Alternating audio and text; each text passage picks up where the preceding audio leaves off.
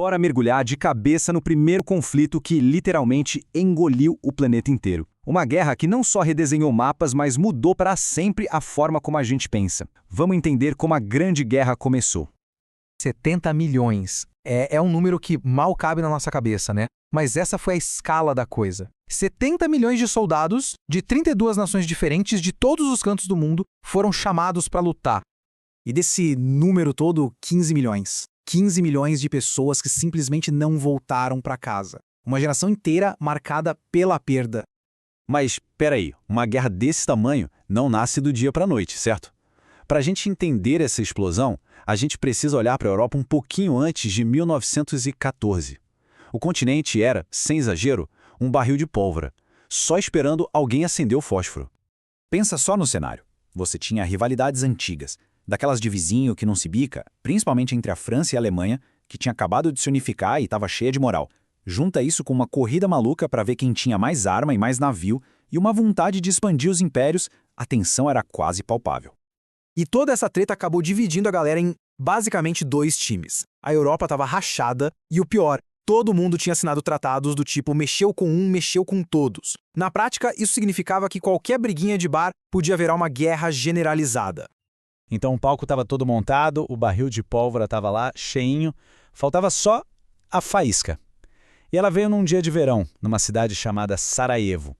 O que aconteceu foi o seguinte: o herdeiro do trono do Império Austro-Húngaro, o tal do arquiduque Francisco Ferdinando, foi assassinado a tiros. E quem puxou o gatilho? Um nacionalista sérvio. Para o Império Austro-Húngaro, que já olhava torto para o nacionalismo ali na região dos Balcãs, aquilo foi a desculpa perfeita que eles estavam esperando. E aí, o efeito dominó foi simplesmente inacreditável. Em pouco mais de um mês, o que era uma crise local virou uma bola de neve de acusações, ultimatos e declarações de guerra. Uma peça derrubando a outra até o continente inteiro estar em chamas. No começo, muita gente achava que ia ser uma guerrinha rápida, sabe? Aquela coisa de, antes do Natal a gente tá em casa. Pois é, essa ilusão foi pro espaço rapidinho e deu lugar a um tipo de guerra que ninguém nunca tinha visto. Uma carnificina. Os alemães tinham um plano, o Plano Schlieffen, que era basicamente dar um olé na França invadindo pela Bélgica para uma vitória rápida. Só que o plano deu com os burros na água perto de Paris. Como ninguém conseguia mais avançar, os dois lados fizeram a única coisa possível: começaram a cavar. E assim nasceram as famosas trincheiras, uma rede gigantesca de valas que cortava a Europa de um lado ao outro, do Mar do Norte até a Suíça. A guerra de movimento virou uma guerra de atrito, um impasse sangrento que duraria anos. Por 4 longos e intermináveis anos, a vida de milhões de homens foi ali, naqueles buracos. E para quem sobreviveu e foi perguntado como era, a resposta era quase sempre a mesma, curta e grossa. Era um inferno aquilo lá.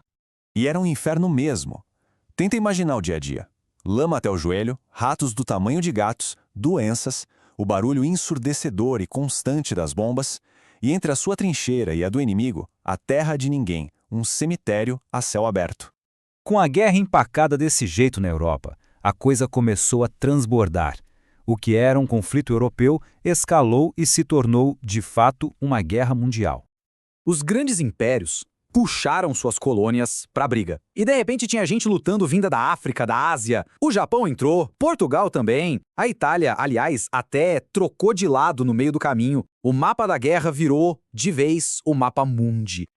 E no meio desse caos todo, surgem umas histórias inacreditáveis, tipo a do soldado português Aníbal Milhais.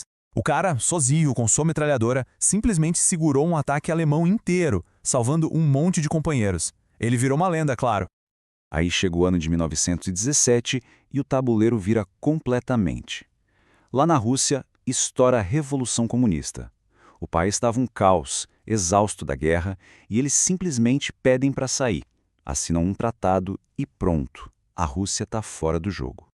Só que no mesmo ano em que a Rússia sai, um gigante entra, os Estados Unidos. Eles estavam mais na deles até então. Mas a Alemanha começou com uma tática de afundar qualquer navio com seus submarinos, inclusive navios civis. Aquilo foi a gota d'água. A entrada dos EUs com tropas e recursos novos mudou o jogo de vez. Então, com o fôlego novo das tropas americanas e com os impérios centrais já se desfazendo por dentro com fome e revoltas, o fim começou a parecer inevitável. A balança finalmente pendeu. E a história, às vezes, tem umas ironias cruéis. Dizem que, já nos últimos dias da guerra, um soldado britânico, Henry Tandy, encontrou um soldado alemão ferido em sua mira. Ele pensou em atirar, mas desistiu. Deixou o cara aí. Um gesto de humanidade, certo? Pois é, aquele alemão era um jovem chamado Adolf Hitler. Enfim, exausta, quebrada e com uma revolução batendo na porta, a Alemanha não aguentou mais. Em 11 de novembro de 1918, o armistício foi assinado. O barulho da guerra finalmente parou. Mas o silêncio das armas não trouxe uma paz de verdade. Veio o Tratado de Versalhes, e ele foi, para dizer o mínimo, humilhante para os alemães. A conta toda da guerra foi jogada nas costas da Alemanha. Culpa total, dívidas impagáveis, perda de território, exército limitado. O mapa do mundo foi redesenhado na base da canetada e da vingança.